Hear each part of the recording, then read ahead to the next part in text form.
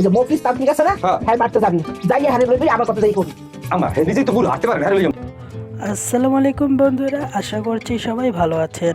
হাবুর স্কলারশিপ নাটক 328 পর্বটি হতে চলেছে আরও বেশি উত্তেজনাপূর্ণ, কারণ এই পর্বে দেখা যাবে পুলিশ অফিসার নিজের চাকরি বাঁচানোর জন্য ভীষণ দুশ্চিন্তায় পড়ে যায়।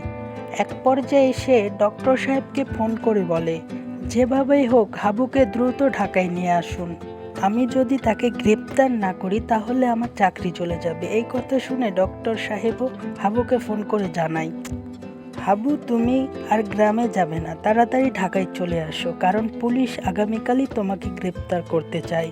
অন্যদিকে বাদলকে দেখা যাবে বাবলুর নাম শুনে সে ভীষণ আতঙ্কে পড়ে যায়, ভয়ের কারণ সে অসুস্থ হয়ে যায়। এইদিকে মার্জানের আর দেশে থাকতে ইচ্ছা করে না, তাই সে অস্ট্রেলিয়া যাবে। তবে অস্ট্রেলিয়া যাওয়ার আগে হাবুর সঙ্গে মার্জানের দেখা হয়ে যায়। এই পর্বে ঘটতে চলেছে আরও অনেক গুরুত্বপূর্ণ ঘটনা, তাই মিস না করে সবাই দেখুন।